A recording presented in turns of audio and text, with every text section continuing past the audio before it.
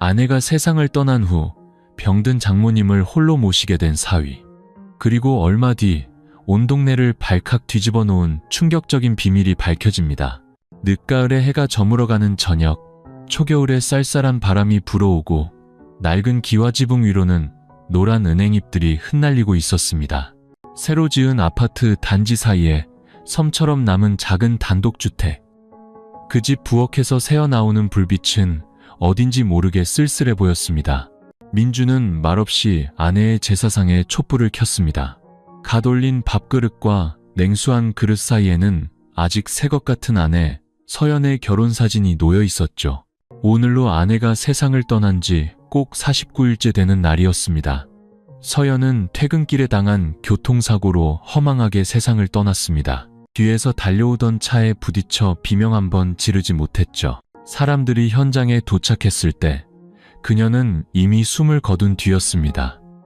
손에는 수업 계획서 같은 가방을 꼭 쥔 채로요. 가방 안에는 임신 12주차라는 진단서가 들어있었습니다. 서연의 죽음은 그녀의 생명뿐만 아니라 이 집의 빚까지 모두 앗아갔습니다.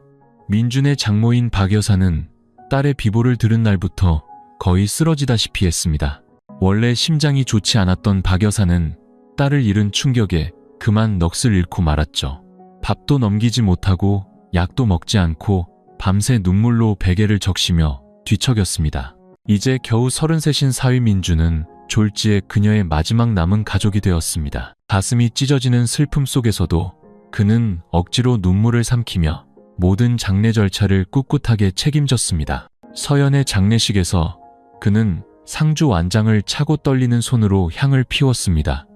그는 스스로에게 무너지는 것을 허락하지 않았습니다. 지금 장모님께는 그 누구보다 자신이 필요하다는 것을 알았기 때문이죠. 49제가 끝나자 민주는 자신의 짐을 꾸려 무급휴직을 신청하고는 장모의 집으로 아주 들어와 살기 시작했습니다. 주변 사람들은 의아해하며 물었습니다. 아니, 왜 본가로 안 가고? 젊은 사람이 장모님이랑 같이 사는 건 서로 불편하지. 그는 그저 씁쓸하게 웃으며 대답했습니다.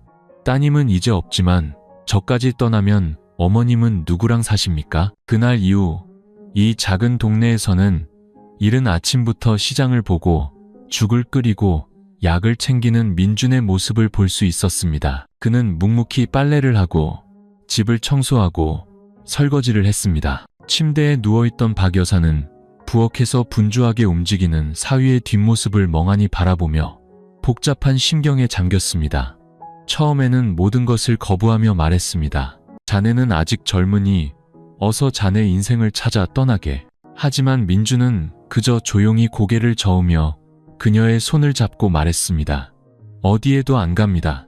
저는 어머님과 서연이에게 평생 갚아도 못 갚을 빚을 졌으니까요. 그리고 그날부터 웃음소리가 사라진 작은 집은 더 이상 차갑지만은 않았습니다. 늙고 병든 한 사람과 젊고 외로운 한 사람이 조용히 서로에게 의지하기 시작했기 때문이죠. 하지만 누구도 알지 못했습니다. 서로를 돌보는 그 시간 속에서 금지된 감정이 조용히 싹트고 있다는 것을. 만약 이 비밀이 드러난다면 온 동네가 발칵 뒤집히고 집안 전체가 풍비박산날 비밀이 말입니다. 민준이 장모와 함께 살기 시작한 첫날 아침, 텅 빈 집에는 마당에 감나무 가지를 스치는 바람 소리만 가득했습니다. 서연의 방은 박 여사가 딸이 살아있을 때와 똑같이 보존해두고 있었죠. 베개에는 아직 머리에 흔적이 남아있고 책상 위 작은 향수병에서는 은은한 향기가 났습니다. 서연이 직접 만들었던 창문 커튼은 아직 아물지 않은 슬픔을 가리려는 듯 힘없이 드리워져 있었습니다. 민주는 방문 앞에 한참을 서서 텅 빈 공간을 응시했습니다. 그 방은 신혼부부의 작은 보금자리였습니다. 이제 모든 것이 그대로인데 아침마다 등 뒤에서 그를 껴안으며 여보, 늦겠어요. 어서 일어나요. 라고 속삭이던 아내의 모습만 사라졌습니다. 그는 서연의 잠을 깨울까봐 조심스럽게 방으로 들어갔습니다. 그녀가 더 이상 없다는 것을 알면서도 말이죠. 화장대 위에는 서연이 즐겨 쓰던 코랄색 립스틱 뚜껑이 열려 있었습니다. 그는 그것을 집어 들었다가 떨리는 손으로 다시 내려놓았습니다. 거울에는 헝클어진 머리에 눈가가 붉어진 한 젊은 남자의 모습이 비쳤습니다. 부엌에서는 박 여사가 흰죽을 끓이느라 힘겹게 서 있었습니다. 손이 가늘게 떨렸고 잠시 서 있다가 식탁 모서리를 붙잡고 숨을 헐떡였습니다. 민준이 다가가 조용히 그녀의 팔을 부축했습니다. 어머님, 제가 할게요. 들어가서 쉬세요. 그녀는 그의 손을 뿌리치며 쉰 목소리로 말했습니다. 나 아직 살아있어. 내가 할 수 있는 건 하게 둬. 안 그러면 사람들이 사위가 장모 목까지 다 빼앗아 간다고 할라. 그 말은 비수처럼 그의 마음에 박혔습니다. 민주는 아무 말 없이 조용히 채소를 씻고 파를 썰고 물을 끓였습니다. 박 여사는 의자에 앉아 젊은 사위를 바라보다 자신도 모르게 눈물을 흘렸습니다. 옆집 아저씨가 대문 앞을 지나가며 농담을 던졌습니다. 허허, 민준이 저 친구는 아내보다 장모님을 더 살뜰히 챙기네. 박 여사는 억지 웃음을 지었고 민준도 따라 웃었지만 두 사람의 마음속은 쓰라렸습니다. 그날 밤 모든 정리를 마친 민준은 툇마루에 앉아 서연의 결혼사진을 손에 들고 있었습니다. 그는 나지막이 속삭였습니다. 서연아, 어머님이 많이 편찮으셔. 네가 없으니 내가 대신 어머님을 돌봐드려도 괜찮을까? 등 뒤 문틀에 기댄 채 서 있던 박 여사는 그 말을 똑똑히 들었습니다. 그녀는 입술을 꽉 깨물고 쇼를 단단히 여몄지만 아무 말도 하지 않았습니다. 내 딸을 대신하려 들지 마라. 소리치고 싶었지만 목이 메어 소리가 나오지 않았습니다. 밤이 깊어지자 작은 집은 쥐 죽은 듯 고요해졌고 똑딱거리는 시계 소리만이 이름 붙일 수 없는 모호한 관계 속에서 흐르는 시간을 알려주는 듯 했습니다. 막 피어나는 동시에 서로를 핥히는 감정, 무심한 듯 의도적인 눈길과 죽 한 그릇, 스치는 손길 뒤에 숨겨진 감정. 박 여사와 민준, 두 사람 모두 이 감정이 어디로 향할지 알지 못했습니다. 하지만 그들은 이제 이 집이 더는 비어있지 않다는 것과 동시에 그들의 마음은 전혀 다른 방식으로 공허해지기 시작했다는 것을 알았습니다. 장모님과 함께 살기 시작한 첫 몇 주 동안 민주는 아주 이른 시간에 일어나곤 했습니다. 서울의 새벽은 아직 안개가 자욱했지만 그는 벌써 부지런히 쌀을 씻고 고기를 다지고 채소를 데치고 뜨거운 물을 끓였습니다. 그의 모든 움직임은 조심스러웠습니다. 마치 이 작은 집을 둘러싼 연약한 무언가를 깨트릴까 두려워하는 사람처럼 말이죠. 박 여사는 여전히 침대에 조용히 누워 눈을 감고 있었지만 깊이 잠들지는 못했습니다. 그녀는 부엌에서 들려오는 민준의 발소리, 냄비 가장자리에 숟가락이 부딪히는 소리, 물이 보글보글 끓는 소리를 똑똑히 들을 수 있었죠. 이제 그 소리들은 더 이상 그녀를 불편하게 하지 않았습니다. 오히려 이상한 안도감을 가져다 주었습니다. 딸이 세상을 떠난 후 영원히 잃어버렸다고 생각했던 그런 감각이었습니다.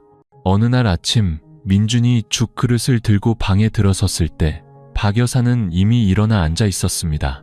그녀의 눈은 며칠 전처럼 어둡지 않았습니다. 그녀는 민준에게서 죽 그릇을 받아 들고는 고맙다는 말을 하려다 그만두었습니다. 민준은 침대 옆 작은 의자에 앉아 숟가락으로 죽을 저으며 낮은 목소리로 말했습니다.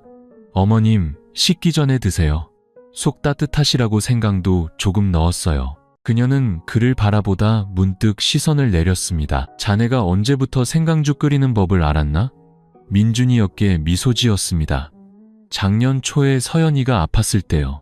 그때는 뭘 해야 할지 몰라서 인터넷으로 생강죽 끓이는 법을 찾아봤어요. 서연이가 한 그릇 다 먹고는 밤새 푹 잤어요. 그 말이 끝나자 방 안의 공기는 무겁게 가라앉았습니다. 창문 틈으로 불어온 바람은 초겨울에 축축하고 차가운 냄새를 실어왔습니다. 두 사람은 함께 침묵에 잠겼습니다. 각자의 기억 속으로 빠져들어 세상을 떠난 딸에 대해 누구도 감히 더 이상 말을 꺼내지 못했습니다. 아침 식사 후 민주는 마당을 쓸었습니다. 박 여사는 낡은 나무 의자에 앉아 얇은 담요를 덮고 마당에서 허리를 숙인 그를 바라보았습니다. 나무십 사이로 비친 햇살이 민준의 얼굴을 비추자 그녀는 순간 움찔했습니다. 저 모습, 저 눈빛, 왜 갑자기 가슴이 저려오는 걸까요? 그녀는 고개를 저으며 스스로를 나무랐습니다. 늙어서 주책이야. 별 생각을 다 하네. 민준이 고개를 들자 자신을 보고 있는 그녀와 눈이 마주쳤고 그는 옅게 웃었습니다.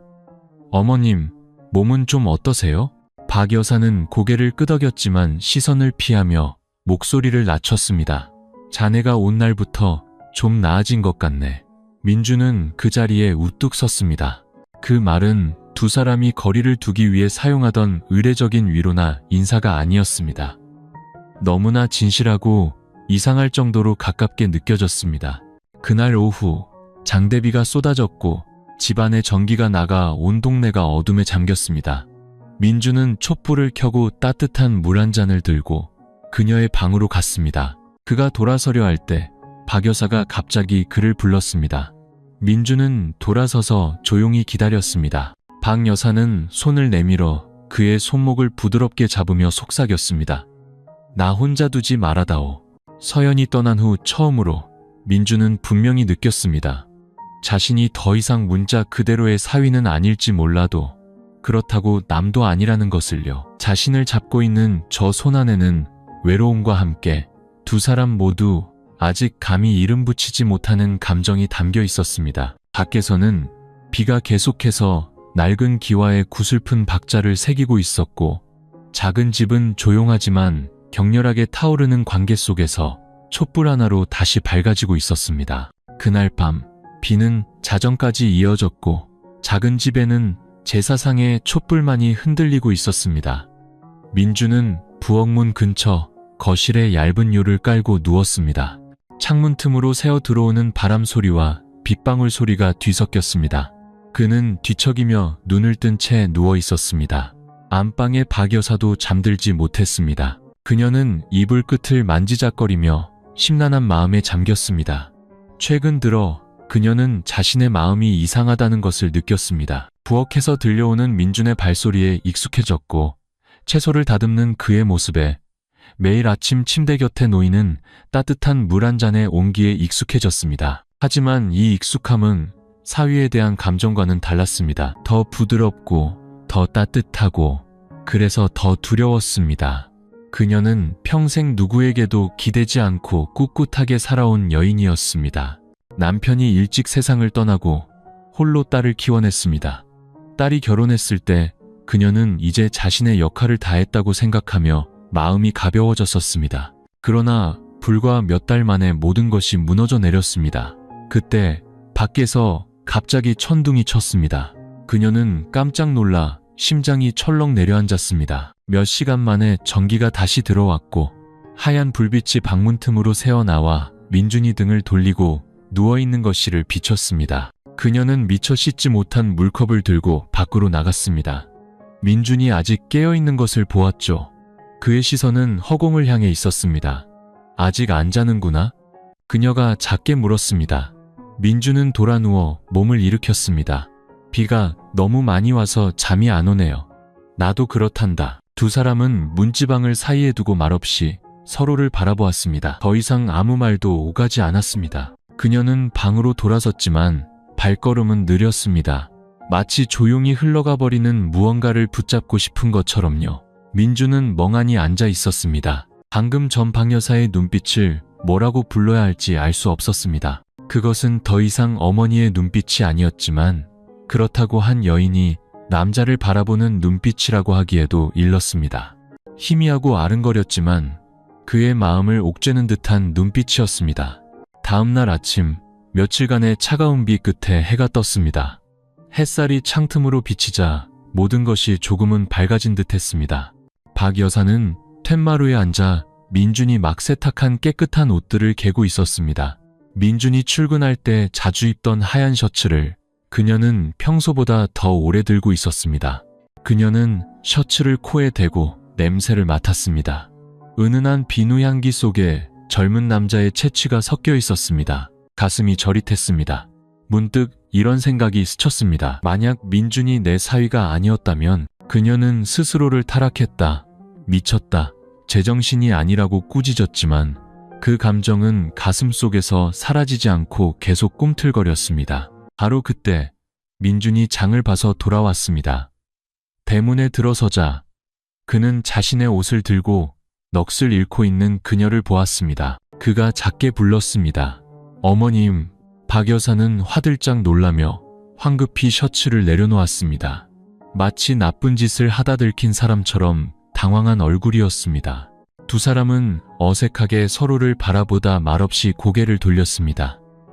아무도 입을 열지 않았지만 그들은 마음속으로 알고 있었습니다.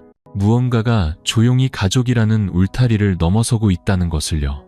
그리고 그날 이후 박 여사가 민준을 보는 눈빛은 이전과 달라졌습니다. 민준이 그녀의 손에 닿을 때마다 그녀의 시선은 살짝 아래로 향했습니다. 그가 웃을 때면 그녀는 누가 볼까 두려운 듯 서둘러 고개를 돌렸습니다. 그녀 자신이 흔들리고 있었던 것입니다. 그날부터 민준과 박 여사 사이에는 기묘한 공기가 흘렀습니다. 아무도 말하지 않았고 인정하지도 않았지만 모든 눈빛과 행동은 머리카락보다 더 가느다란 경계선을 건드리는 듯 했습니다. 박 여사는 민준의 발소리에 더 귀를 기울이기 시작했습니다. 아침마다 부엌에서 물소리가 들리면 그녀는 끊을 수 없는 습관처럼 혼자 미소 지었습니다. 밤에 현관문이 잠기는 소리를 들어야 비로소 안심하고 잠자리에 들 수 있었습니다. 때때로 그녀는 스스로에게 물었습니다. 만약 어느 날 저 발소리가 사라진다면 나는 어떻게 살아가야 할까? 어느 날 오후 소나기가 그친 뒤 마당에는 물이 고여 있었습니다.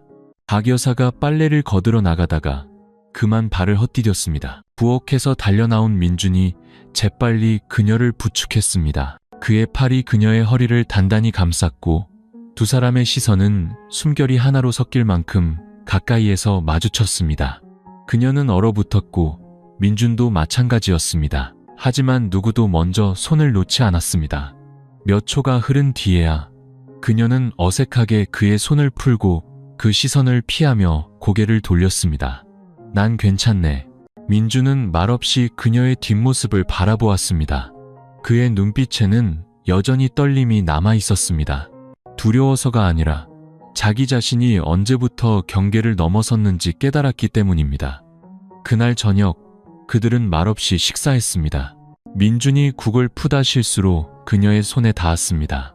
그녀는 움찔했지만 이번에는 바로 손을 빼지 않았습니다. 두 사람의 시선이 1초간 마주쳤고 이내 둘 다 고개를 돌렸지만 심장은 이미 한 박자 어긋나 있었습니다. 밤이 되자 다시 보슬비가 내렸습니다. 민준은 거실에 누워 눈을 뜬 채 실타래처럼 엉킨 마음에 잠 못 이루고 있었습니다. 그는 서연을 생각했습니다. 간소한 결혼식만 올리고 채 1년도 함께하지 못한 아내. 그는 서연을 사랑했고 진심으로 아꼈습니다. 하지만 지금 그의 마음속에서 솟아나는 이 감정, 자신보다 30살은 더 많은 그 여인에 대한 감정은 감히 상상조차 해본 적 없는 것이었습니다. 한때는 서연을 대신해 자신을 아들로 받아주었던 장모, 한때는 질책의 눈빛으로 자신을 보던 사람, 이제는 그가 기침으로 지칠 때마다 조용히 그의 머리를 말려주는 사람, 아무도 없다고 생각할 때만 베개에 눈물을 숨기던 고독한 여인. 이제는 그 여인이 그의 가슴을 저미게 했습니다. 그것은 동정심이 아니라 진심으로 지켜주고 싶은 마음이었습니다. 박 여사는 밤새 뒤척였습니다. 그녀의 손에는 아직 민준이 감싸 안았던 그 따뜻하고 단단하며 남자다운 감촉이 남아 있었습니다. 그녀는 자기 자신이 두려웠습니다. 자신은 젊지도 않고 그래서는 안 된다고 생각했습니다. 하지만 수년간 묻어두었던 모든 여성으로서의 감정이 그 짧은 포옹 하나에 다시 흔들리고 있었습니다. 다음 날 아침, 옆집의 김 여사가 소금에 절인 생선 반 소쿠리를 들고 와서는 의미심장한 미소를 지으며 말했습니다. 어휴, 젊은 사위가 장모님 챙기는 걸 보니 이 늙은이 마음이 다 훈훈하네. 요즘 세상에 보기 드문 효자 사위야.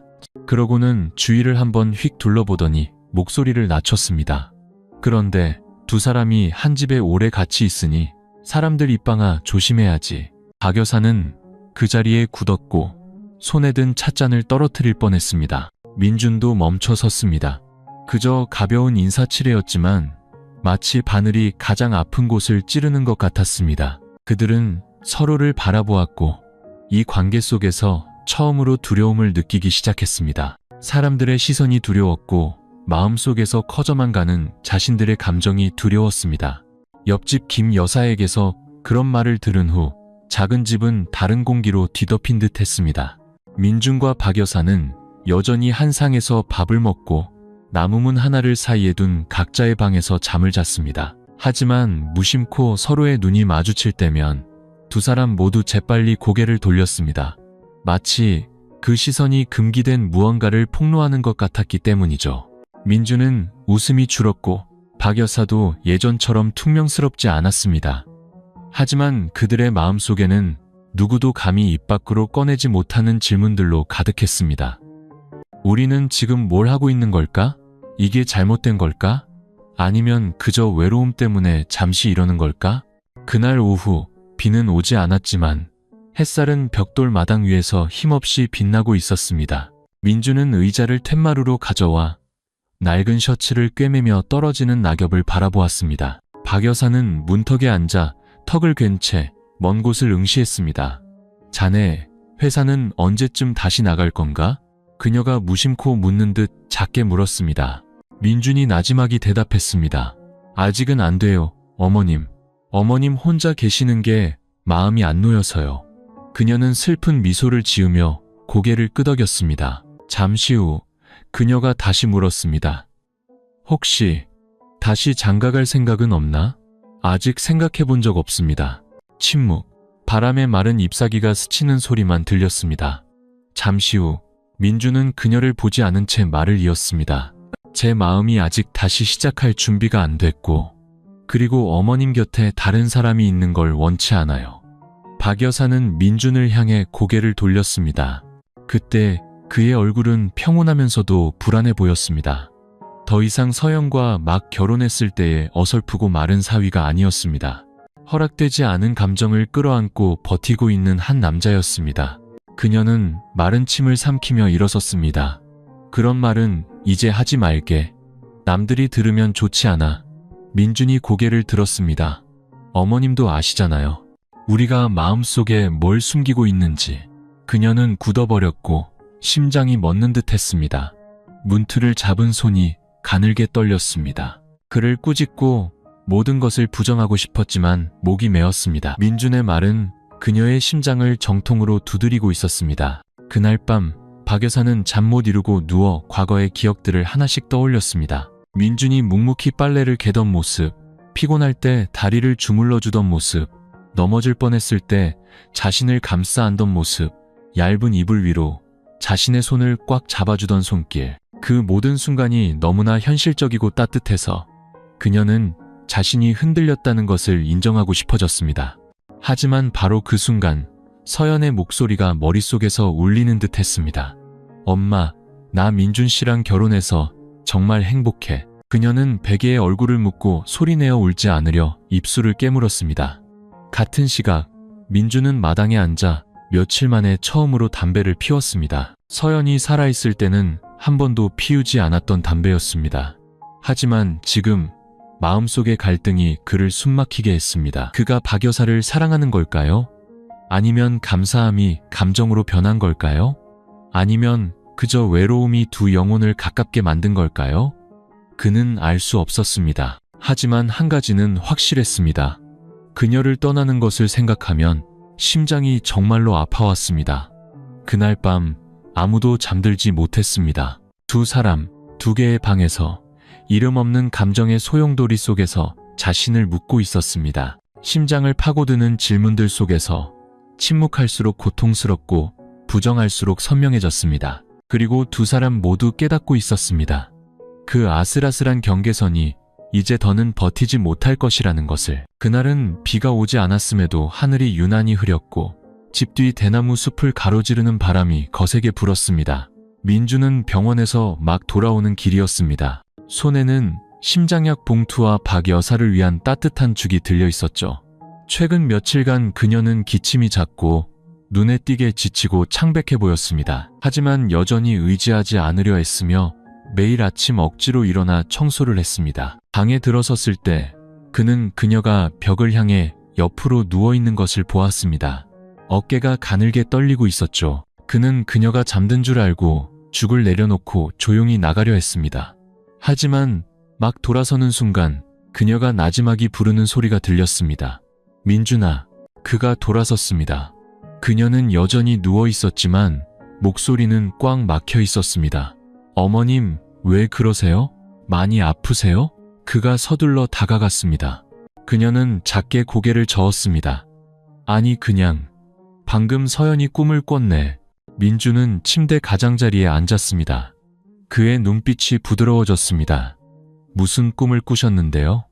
애가 문가에 서서 아무 말 없이 나를 보다가 그냥 돌아서서 가버렸어. 방 안은 숨막힐 듯한 침묵에 잠겼습니다. 박 여사가 얼굴을 돌렸을 때 그녀의 뺨은 여전히 눈물로 젖어 있었습니다. 민주는 그녀가 그렇게 약하게 우는 것을 처음 보았습니다. 더 이상 강인한 어머니가 아니라 아물지 않는 상실을 끌어안은 연약한 한 여인이었습니다. 그는 참지 못하고 손을 뻗어 그녀의 뺨에 흐르는 눈물을 닦아주었습니다. 죄송해요. 제가 혹시 어머님 마음을 힘들게 했다면 정말 죄송합니다. 박 여사는 그를 바라보았습니다. 그 시선은 너무나 깊어서 그의 심장을 멎게 할 정도였습니다. 더 이상 장모와 사위의 눈빛이 아니었습니다. 바로 곁에 앉은 남자를 바라보는 한 여인의 눈빛, 붙잡아주길 바라는 사람의 눈빛이었습니다. 그녀는 손을 들어 자신의 뺨에 닿아있는 민준의 손 위로 자신의 손을 포겠습니다. 그녀의 손은 얼음장처럼 차가웠지만 그 감촉은 민준을 쏘스라치게 했습니다.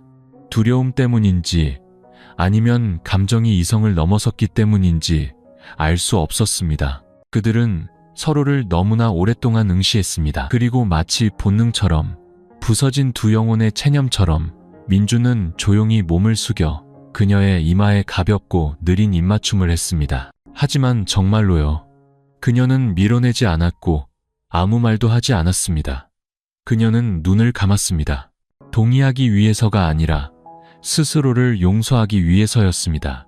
불과 1초 후 두 사람 모두 화들짝 놀랐습니다. 민주는 뒤로 물러서며 벌떡 일어섰습니다. 얼굴이 새빨갛게 달아올랐죠. 박 여사는 고개를 돌렸고 눈물이 다시 흘러내렸습니다. 이번에는 아픔 때문인지 죄책감 때문인지 아니면 너무 늦게 찾아온 사랑받는 느낌 때문인지 알 수 없었습니다. 어머님, 제가 민주는 더듬거리며 무슨 말을 해야 할지 몰랐습니다. 나가봐. 그녀가 쉰 목소리로 말했습니다. 죄송합니다. 그는 등을 돌려 서둘러 밖으로 나갔습니다. 손을 꽉 쥔 채 심장은 망치로 두들기는 듯 했습니다. 문이 닫히자마자 박 여사는 흐느끼기 시작했습니다. 베개에 얼굴을 묻고 열에 들뜬 사람처럼 몸을 떨었습니다. 그녀는 평생 처음으로 자기 자신이 두려워졌습니다. 민주는 평생 처음으로 자제력을 잃었습니다. 그리고 처음으로 두 사람 모두 깨달았습니다. 그 감정은 더 이상 의리나 정으로 묶인 관계가 아니라는 것을요. 어젯밤 경계를 넘어선 입맞춤 이후 작은 집은 움츠러든 듯 했습니다. 민준과 박 여사 모두 뜬 눈으로 밤을 지새웠지만 누구도 그 진실을 정면으로 마주할 용기가 없었습니다. 다음 날 아침 하늘은 쌀쌀했고 기와 지붕 위에는 옅은 서리가 내렸습니다. 박 여사는 평소보다 일찍 일어나 떨리는 손으로 직접 죽을 끓였습니다. 민준이 방에서 나왔을 때 그녀는 이미 텐마루에 앉아 마당을 향해 있었습니다. 마치 의도적으로 그에게 등을 돌리고 있는 것 같았죠. 제가 끓일 텐데 왜 이렇게 일찍 일어나셨어요? 그가 말을 걸었습니다. 그녀는 돌아보지 않고 짤막하게 대답했습니다. 나 혼자서도 할 수 있어. 자네한테 패 끼칠 필요 없어. 자네라는 그 호칭의 민주는 굳어버렸습니다. 박 여사는 지금까지 한 번도 그렇게 거리감 있게 부른 적이 없었습니다. 그는 말없이 부엌으로 들어갔습니다. 죽이 끓고 있는 것을 보고 국자를 들려하자 그녀가 들어와 그의 손을 쳐냈습니다. 필요 없다고 했잖아. 그제야 민주는 그녀가 자신을 철저히 피하고 있다는 것을 깨달았습니다. 그녀의 눈은 퀭했고 목소리는 메말라 있었지만 보이지 않는 벽을 세워 두 사람을 갈라놓으려 애쓰고 있었습니다. 아침 내내 아무도 말을 하지 않았습니다. 민주는 청소를 마치고 약을 타러 병원에 갔습니다. 가는 내내 머릿속이 복잡했습니다. 자신의 이마가 그녀의 차가운 피부에 닿았던 감촉이 생생했습니다. 분명히 그때 그녀는 밀어내지 않았습니다. 분명히 그를 바라보던 그녀의 눈빛은 진심이었습니다. 그런데 왜 지금은 이렇게 멀리하는 걸까요? 오후에 그가 돌아왔을 때 그녀의 방문은 굳게 닫혀 있었고 식탁 위에는 작은 쪽지가 놓여 있었습니다. 피곤해서 먼저 먹고 쉬겠네. 일주일이 흘렀습니다. 그들은 한 집에 살면서도 남처럼 지냈습니다. 밥은 각자 해먹었고 유일하게 남은 교류는 아침에 문이 열리는 소리와 밤에 들려오는 조심스러운 발소리뿐이었습니다. 하지만 바로 그 침묵이 민준의 마음을 더욱 어지럽혔습니다. 그는 그녀가 그리웠습니다. 그녀의 눈빛, 목소리, 심지어 지난번 떨리던 손길까지도. 그리고 그리워할수록 죄책감이 커졌습니다. 그날 밤 그는 더 이상 참지 못하고 그녀의 방문을 두드렸습니다. 어머님, 죄송해요. 대답이 없었습니다. 제가 왜 그랬는지 저도 모르겠어요. 하지만 제발 저를 이렇게 차갑게 대하지 마세요. 한참의 침묵 끝에 그녀가 방 안에서 말했습니다. 그 일은 다시 꺼내서는 안 돼. 아무 일도 없었던 거야. 없었던 일로 하게. 하지만 만약 제가 없었던 일로 할 수 없다면요? 그의 목소리가 메었습니다. 그럼 내일 당장 떠나게. 그 말은 칼처럼 차갑고 분명하게 그의 마음에 박혔습니다. 민주는 주먹을 꽉 쥐고 돌아섰지만 그는 알고 있었습니다. 박 여사가 저 안에서 울고 있다는 것을, 자신을 미워해서가 아니라 그를 미워할 만큼 강하지 못한 자신을 미워하며 울고 있다는 것을. 그리고 그날 밤 박 여사는 서랍을 열어 서연의 낡은 쇼를 꺼내 속죄하듯 가슴에 꼭 껴안았습니다. 민주는 침대에서 몸을 웅크리고 베개에 얼굴을 묻었습니다. 그의 심장은 반으로 찢어지는 듯했습니다. 절반은 후회로, 절반은 그리움으로 아팠습니다. 한때는 장모였던 여인이 이제는 그를 매일 밤 잠 못 들게 하는 사람이 되었습니다. 그들은 서로를 피하려 했지만 피할수록 더욱 선명해졌습니다. 잘못은 행동에 있는 것이 아니라 그들이 더 이상 이 관계에서 벗어날 수 없다는 데 있었습니다. 갑작스럽게 겨울바람이 불어왔습니다. 초겨울임에도 온 동네가 얼어붙는 듯 했습니다. 거센 바람이 낡은 기와를 스치며 차가운 습기를 집안까지 몰고 왔습니다. 박 여사는 며칠째 거의 먹지 못하고 죽 몇 숟갈만 뜬 채 몽롱하게 누워 있었습니다. 입술은 마르고 손은 차가웠으며 얼굴은 창백했습니다. 기침을 할 때마다 온몸이 떨렸지만 그녀는 여전히 민준에게 의지하지 않으려 했습니다. 억지로 일어나 혼자 죽을 끓이고 약을 먹고 조용히 병원에 다녀왔습니다. 고집스럽게 말이죠.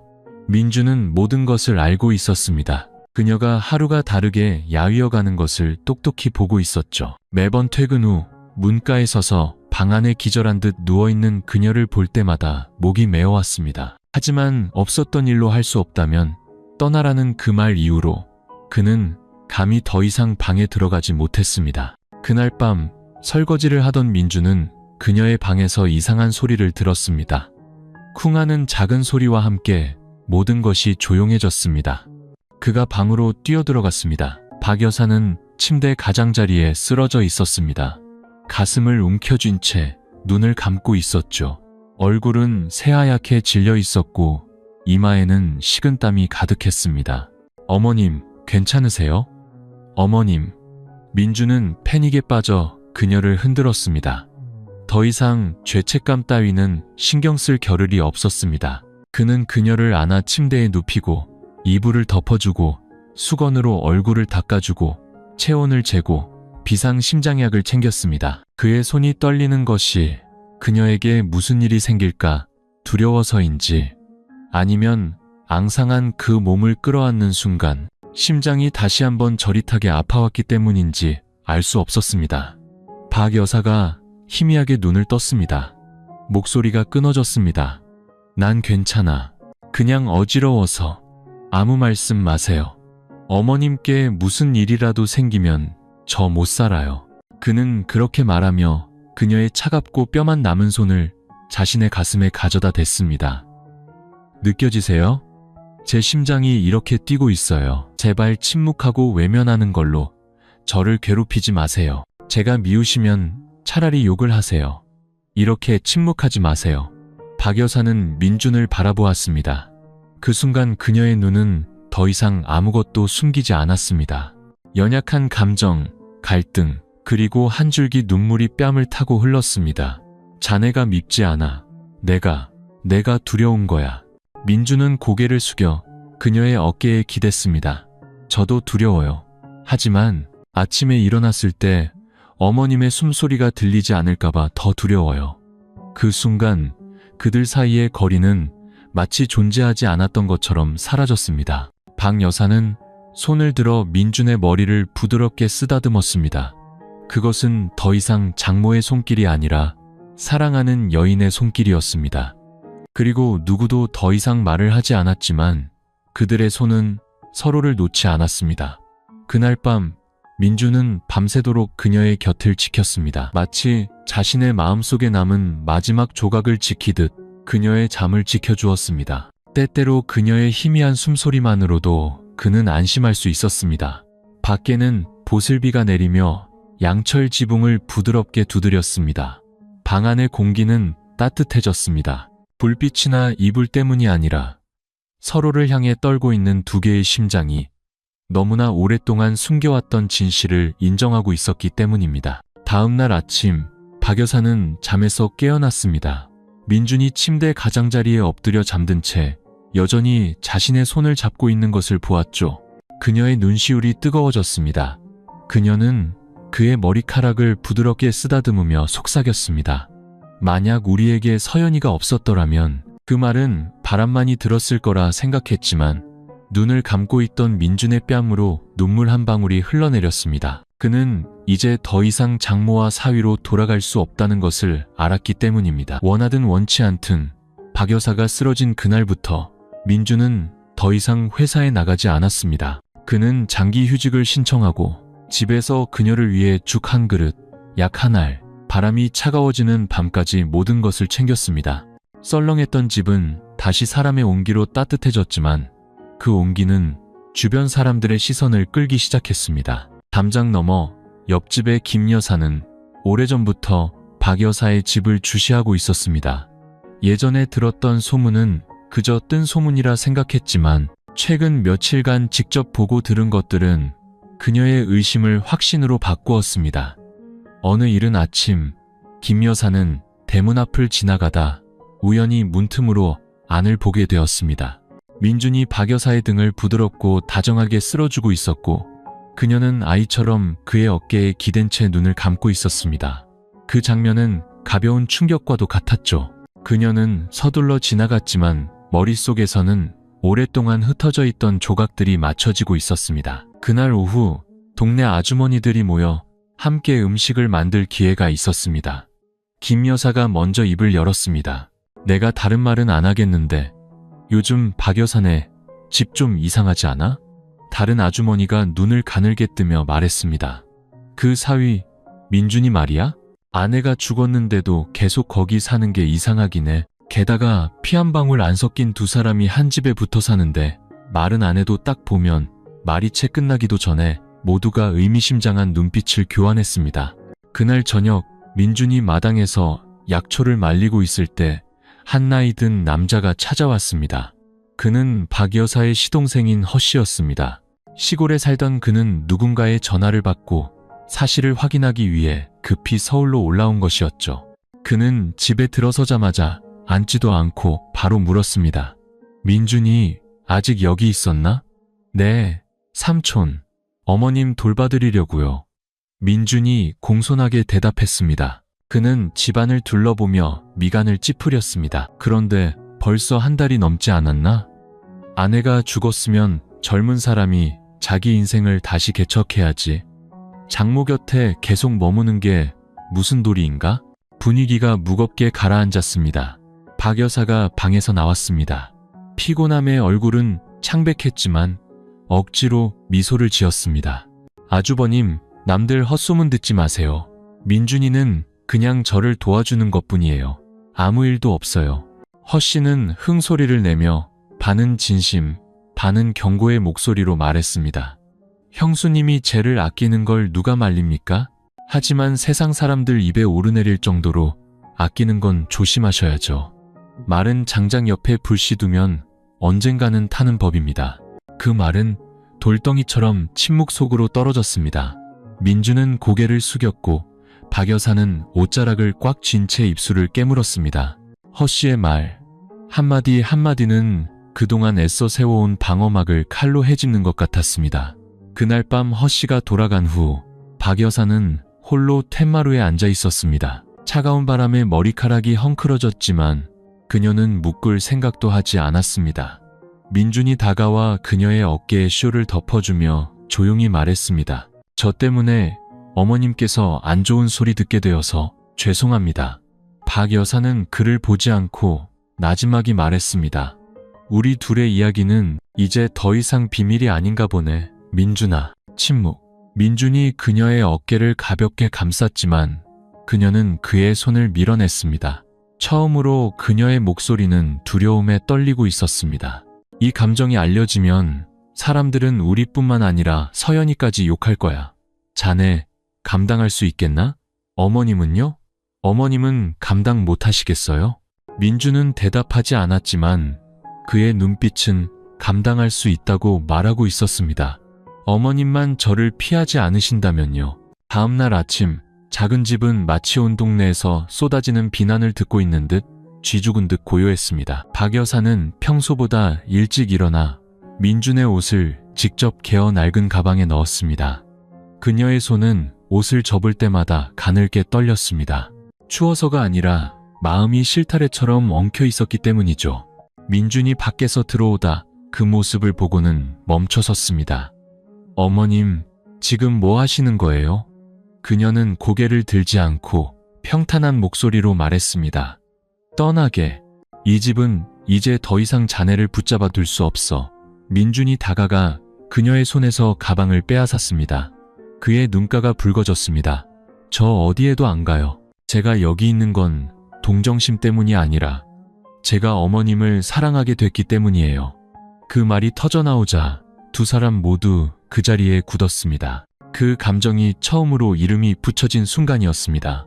더 이상 눈빛 뒤에 숨지도 을이나 돌이라는 포장지에 쌓여있지도 않은 사랑이었습니다.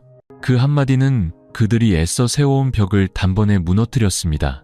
박 여사는 눈물을 흘렸습니다. 그녀는 민준의 입에서 직접 자신이 감히 생각조차 하지 못했던 그 말을 듣게 될 줄은 몰랐습니다.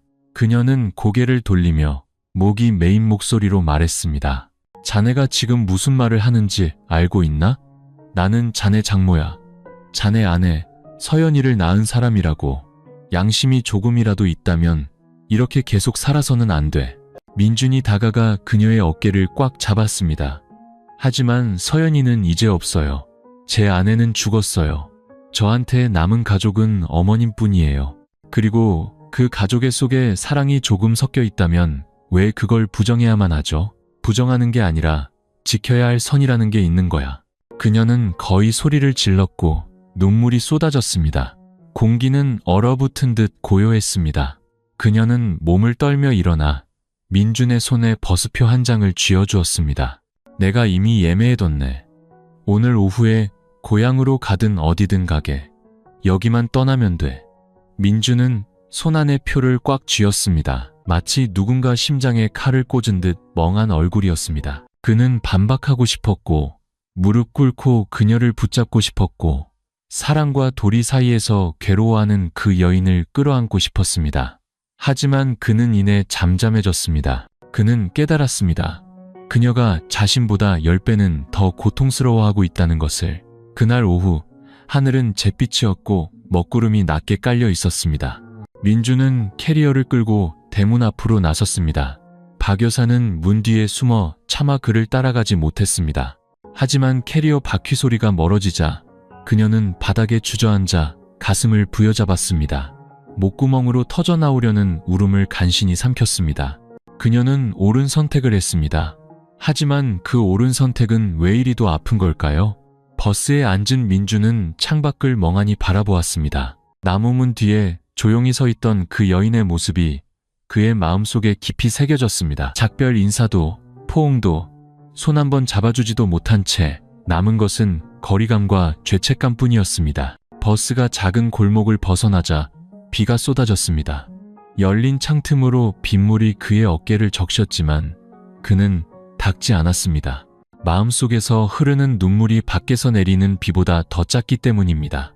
민준이 떠난 지 일주일 후 서울의 작은 집은 다시 본래의 공허함으로 돌아왔습니다. 아니, 이전보다 더 차갑게 느껴졌습니다. 부엌에서 들려오던 익숙한 발소리도, 밤마다 담요를 고쳐 덮어주던 손길도, 기침할 때마다 걱정스럽게 바라보던 다정한 눈빛도 사라졌습니다. 박 여사는 기계처럼 느리게 살았습니다.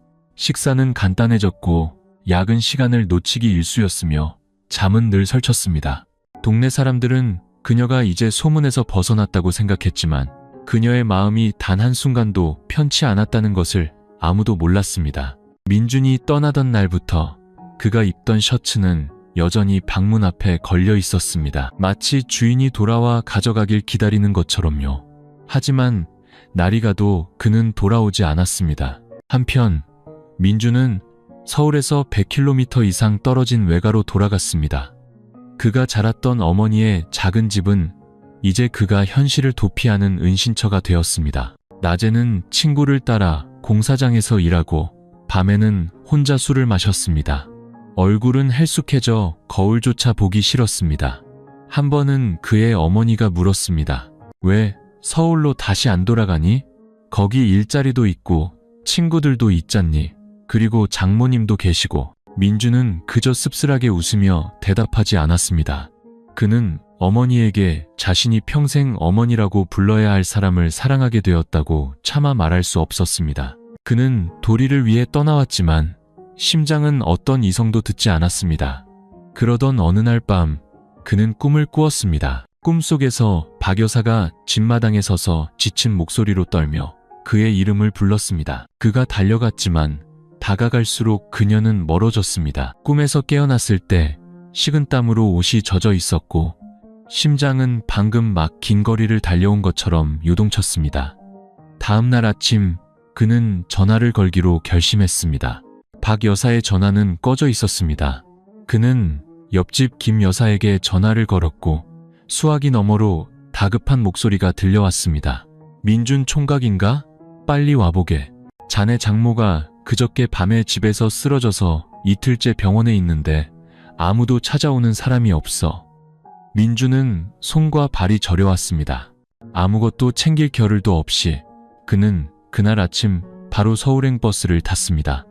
병원에 도착했을 때 박 여사는 병실에 홀로 누워 있었습니다. 앙상하게 마른 채 눈을 감고 수액을 맞고 있었죠. 얼굴은 새하얗게 질려 있었습니다. 의사는 그녀가 식사를 거르고 약을 제대로 챙겨 먹지 않아 심각한 저혈압 상태라고 했습니다. 민준은 병실에 들어서서 그렇게 누워있는 그녀를 보자 목이 메어 숨을 쉴 수 없었습니다. 그는 자리에 앉아 그녀의 차가운 손을 잡고 속삭였습니다. 어머님, 저 왔어요. 박 여사가 희미하게 눈을 떴습니다. 그 순간 꺼져가던 그녀의 눈에 희미한 빛이 스쳤습니다. 그녀는 그가 왜 돌아왔는지 묻지도 왜 떠났는지 책망하지도 않았습니다. 그저 힘없이 미소 지으며 말했습니다. 네가 오니 이제 살 것 같구나. 그 말은 바늘처럼 민준의 마음을 꿰뚫었습니다. 천둥도 눈물도 없었지만 그 순간 그들은 깨달았습니다. 어떤 감정은 거리로 끊어낼 수 없으며 어떤 사람은 잘못되었다 할지라도 마음이 돌아갈 수밖에 없는 곳이라는 것을 3일 후 박 여사는 퇴원했습니다. 몸은 여전히 약해서 손을 잡고 부축해야 걸을 수 있었지만 눈빛은 더 이상 공허하지 않았습니다. 민준이 휠체어를 밀어 병원 문을 나설 때 잡아준 그의 손은 거의 2주 만에 처음으로 느껴보는 온기였습니다. 그리고 다시는 놓을 수 없는 손길이기도 했습니다. 민준이 돌아온 날의 작은 집은 여전히 비좁고 썰렁했지만 두 사람이 함께 들어서는 순간 무언가 달라진 것 같았습니다. 더 이상 부정할 수 없는 무언가가 집안을 채웠습니다. 그날 저녁 민준은 죽을 끓이고 밥상을 차리고 마치 이별이 없었던 것처럼 그녀를 위해 반찬을 집어주었습니다. 그녀는 천천히 식사하며 가끔씩 고개를 들어 그를 바라보았습니다. 눈가가 붉었죠. 얼마나 더 있을 건가? 그녀가 바람처럼 가볍게 물었습니다. 어머님이 더 이상 저를 필요로 하지 않으실 때까지요. 민준이 단호하게 대답했습니다. 박 여사는 잠시 멈칫하더니 숟가락을 내려놓고 천천히 말했습니다. 자네가 여기 머물면 모든 게 여기서 끝나지 않을 거야. 친척들도 이웃들도 가만두지 않겠지.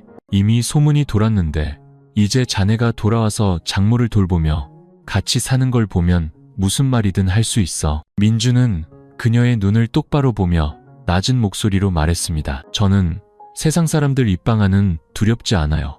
어머님이 아프실 때 곁에 없는 게 더 두려워요. 박 여사는 씁쓸하게 웃었습니다. 자네는 아직 젊고 앞으로 살아갈 날이 창창한데 어째서 한때 장모였던 늙은 여자 때문에 청춘을 묻으려 하나? 세상이 알면 자네를 뭐라고 부를 것 같나? 사람들이 저를 뭐라고 부르든 상관없어요. 하지만 어머님을 혼자 살게 내버려 둔다면 저는 평생 저 자신을 용서할 수 없을 거예요. 방 안의 공기는 무겁게 가라앉았습니다. 박 여사는 식탁에서 벌떡 일어났지만 몇 걸음 걷지 못하고 어지러워 벽을 짚어야 했습니다. 민준이 달려와 부축했습니다. 그녀는 비틀거렸지만 이번에는 피하지 않았습니다. 그녀는 눈물 가득한 눈으로 그를 올려다보았습니다. 나도 자네를 사랑하는 거 알아. 하지만 이 사랑은 잘못된 거야, 민준아. 민준은 그녀를 부드럽게 안으며 속삭이듯 천천히 말했습니다. 누구에게 잘못된 건가요? 남들에게요? 세상을 떠난 사람에게요? 아니면 우리 자신에게요? 저는 수없이 자문했어요. 그리고 답은 하나였어요. 어머님만 후회하지 않으신다면 저도 더 이상 잘못을 두려워하지 않을 거예요. 박 여사는 그의 가슴에 얼굴을 묻고 한 번도 울어본 적 없는 사람처럼 울었습니다. 수년간 어머니로, 아내로, 모든 것을 짊어진 여인으로 살아오면서 그녀는 한 번도 자신을 그렇게 약하게 내버려 둔 적이 없었습니다. 하지만 지금 이 순간 그녀는 더 이상 강해지고 싶지 않았습니다. 더 이상 도망치고 싶지도 않았습니다. 단 한 번이라도 진정한 한 명의 여자로 살고 싶었습니다. 마당 밖 김 여사가 지나가다 집안에 불이 아직 켜져 있는 것을 보았습니다. 얇은 커튼 너머로 겹쳐진 두 사람의 그림자를 보고 그녀는 잠시 멈칫했습니다. 미간을 찌푸리더니 이내 조용히 발걸음을 옮기며 중얼거렸습니다. 쯔쯔, 뭐 알게 뭐야. 남들 입 때문에 사는 것도 아니고 서로 좋으면 그만이지. 며칠 후 박 여사는 점차 회복되었습니다. 낯빛은 더 좋아졌고 목소리도 덜 끊겼습니다. 민주는 그녀를 아들처럼 돌봤지만 그가 물을 따르고 이불을 덮어주고 머리를 말려주는 방식은 그녀가 그를 어머니라고 불러야 할지 아니면 다른 무엇으로 불러야 할지 모르게 만들었습니다. 그들은 조용히 함께 살았습니다. 아무도 그 감정에 대해 다시 언급하지 않았지만 모든 행동이 인정이었습니다. 입맞춤도 포옹도 필요 없었습니다. 매일 아침 서로를 바라보는 눈빛만으로도 외부인이 보기에는 무언가 평범하지 않다는 것을 알 수 있었습니다. 그리고 그 일은 아주 빨리 일어났습니다. 어느 주 초, 김 여사가 시장에서 돌아오다가 민준이 툇마루에서 박 여사의 손톱을 깎아주고 있는 것을 보았습니다. 부드러운 바람이 불고 햇살이 감나무 가지 사이로 비스듬히 비쳤습니다. 두 사람은 가까이 앉아 작은 소리로 웃으며 이야기하고 있었습니다. 그 모습은 무즈, 관계라기보다는 노년에 서로를 돌보는 부부 같았습니다. 김 여사는 몇 초간 멍하니 서 있다가 굳은 얼굴로 휙 돌아서 집으로 들어갔습니다. 그리고 불과 2시간 후 민준이가 장모랑 잤다는 소문이 온 동네에 퍼졌습니다. 하루도 채 안 되어 박 여사의 시동생 허 씨의 전화기도 계속해서 울렸습니다. 시장 상인들은 박 여사의 등 뒤에서 수군거렸고 채소 파는 아주머니들은 혀를 찼습니다. 세상에, 듣기만 해도 소름이 돋네. 딸 죽은 지 1년도 안 돼서 장모가 사위랑 눈이 맞다니. 이거 완전 근친상간 아니야? 그날 저녁 허 씨가 분노에 차서 들이닥쳤습니다. 집에 들어서자마자 그는 테이블을 손으로 내리치며 천둥 같은 목소리로 외쳤습니다. 형수님께 마지막으로 묻겠습니다. 이 사위놈이랑 부부처럼 살고 있다는 게 사실입니까? 아닙니까? 박 여사는 굳어버렸습니다. 민준이 입을 열려 하자 그녀는 손으로 막았습니다. 그녀의 눈은 더 이상 떨리지 않았습니다. 그녀는 천천히 말했습니다. 네, 단 한마디였지만 그 말은 오랫동안의 침묵의 벽을 깨는 폭발음과도 같았습니다. 허 씨는 눈을 부릅떴습니다. 미쳤군요. 형수님은 이제 윤리도덕도 모르십니까? 쟤는 형수님 딸의 남편이었어요. 죽은 지 1년도 안 됐는데 어떻게? 서연이는 죽었어요. 이제 없다고요. 하지만 저와 민준이는 살아있는 사람이에요. 박 여사가 그의 말을 단호하게 끊었습니다. 산다는 게 막 살아도 된다는 뜻은 아닙니다. 그가 소리쳤습니다. 민준이 일어서서 처음으로 허 씨를 똑바로 쳐다보며 단호하게 말했습니다. 저희는 틀리지 않았습니다. 단지 허락되지 않았을 뿐입니다. 하지만 이제 더 이상 상처받을 사람이 없다면 저희는 남들 비위 맞추며 사는 것보다 저희 마음에 솔직하게 사는 쪽을 택하겠습니다. 허 씨는 얼굴이 붉어지며 손을 들어 그를 때리려 했지만 박 여사가 막아섰습니다. 그녀의 시선은 그에게서 떠나지 않았습니다. 애는 때리지 마세요. 때리려거든 차라리 저를 때리세요. 먼저 시작한 건 저니까요. 집안은 침묵에 잠겼고 툇마루 밖에 바람도 멎었습니다. 서연의 제사상 위에서는 기름 등잔이 흔들리고 있었습니다. 허 씨는 평생을 억척스럽게 살아온 자신의 형수를 멍하니 바라보았습니다. 이제 그녀는 더 이상 두려움에 떨지 않고 사랑과 죄책감 사이에서 사랑을 택한 한 여인으로 서 있었습니다. 저주받을 것을 알면서도 말이죠. 그리고 그는 더 이상 아무 말 없이 떠났습니다.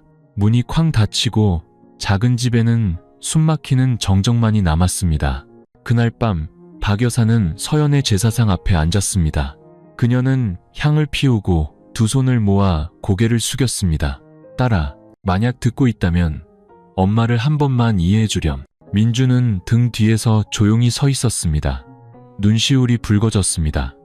그는 다가가 그녀를 안지 않았습니다. 지금 그녀에게 가장 필요한 것은 포옹이 아니라 용서라는 것을 알았기 때문입니다. 소문은 이번처럼 빨리 퍼진 적이 없었습니다. 그날 저녁 허 씨가 그 집을 떠난 지 이틀도 안 되어 온 동네와 인근 지역까지 수군거렸습니다. 장모가 사위랑 바람났다. 한 집에 살면서 맨날 붙어 다니는데 깨끗할 리가 있나. 그 말들은 이미 상처로 너덜너덜해진 작은 집에 던져지는 돌멩이 같았습니다. 어느 날 아침 민준이 약을 사서 돌아오는데 골목 어귀에서 고등학생들이 모여 낄낄거리는 소리를 들었습니다. 야, 저 집 알아? 저 끝에 있는 집 장모가 사위랑 산대. 대박이지 않냐? 죽은 지 1년도 안 됐는데 근친상간을 하네. 한 집에 살면서 엄청 다정하다던데. 민주는 손에 든 약 봉지를 꽉 쥐고 아무 말 없이 그들을 지나쳤습니다. 하지만 심장이 찢어질 듯 아팠습니다. 욕을 먹어서가 아니라 집안에서 이 모든 것을 감당하고 있는 사람이 평생을 남을 위해 살아온 박 여사라는 사실 때문이었습니다. 집에 도착하니 그녀가 툇마루 앞에 앉아 이마를 짚고 있었습니다. 얼굴이 창백했죠.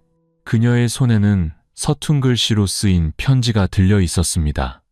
죽은 사람 핏자국도 안 말랐는데 그런 추잡한 짓을 하다니. 염치도 없는 것, 발신인도 주소도 없는 문틈으로 쑤셔 넣어진 찢어진 종이 조각이었지만 그녀를 아침 내내 멍하게 만들기에 충분했습니다. 민주는 편지를 쓰레기통에 던져버리고 떨리는 목소리로 그녀의 손을 잡았습니다. 우리 여기서 떠나요. 어머님, 다른 곳으로 이사가요. 어머님이 더 이상 이런 험한 말 듣게 할 수 없어요. 그녀는 멍하니 있다가 늘 상실에 익숙했던 눈이 이번에는 붉어졌습니다. 떠나면 뭐가 달라지나? 사람들은 여전히 나를 행실 나쁜 여자로, 자네를 죽은 사람 배신한 놈으로 생각할 거야. 도망치는 건 쉽지만 자기 자신과 마주하며 사는 게 어려운 법이야. 민주는 무릎을 꿇고 그녀의 무릎을 끌어안으며 목이 메인 목소리로 말했습니다. 저는 그들이 용서해주는 거 필요 없어요. 그냥 어머님이 저를, 그리고 어머님 자신을 용서해 주시면 돼요. 그녀는 아이를 달래듯 그의 머리를 감싸 안고 쓰다듬었습니다. 텐마루 밖의 바람이 그녀의 희끗희끗한 머리카락을 날렸습니다. 그녀는 천천히 말했습니다. 용서는 이미 했어. 하지만 앞으로 살아갈 자신이 없구나. 그날 저녁 두 사람은 말없이 식사했습니다. 밥상에는 데친 나물과 간장 종지뿐이었지만 두 사람 모두 눈가가 붉었습니다. 식사 후 박 여사는 서연의 제사상 앞에 앉아 처음으로 또렷하게 입을 열었습니다. 딸아, 엄마가 틀렸다면 엄마를 원망해도 좋아. 하지만 엄마는 너를 잊지 않겠다고 약속할게. 그리고 만약 네가 용서할 수 있다면 엄마에게 어떤 신호라도 보여주렴. 민주는 뒤에 서서 끼어들지 않았습니다. 그녀가 스스로를 단죄하지 않고 자신의 마음으로 살아갈 이유를 찾고 있다는 것을 알았기 때문입니다. 그리고 마치 운명의 장난처럼 제사상의 기름 등잔이 바람도 없는데 갑자기 훅 꺼졌습니다. 그녀는 굳어버렸다가 이내 울음을 터뜨렸습니다. 알았어, 딸아. 이제 알겠어. 다음 날 아침, 민주는 일찍 일어나 옷을 정리하고 몇 가지 필요한 물건들을 쌌습니다. 그는 조용히 편지 한 통을 써서 아직 잠들어 있는 그녀의 손에 쥐어주었습니다. 어머님께서 아직 두려워하신다는 거 알아요. 그래서 제가 먼저 떠날게요. 언젠가 어머님께서 두려움이 아닌 사랑을 위해 살 수 있다고 느끼실 때 저는 기다릴게요.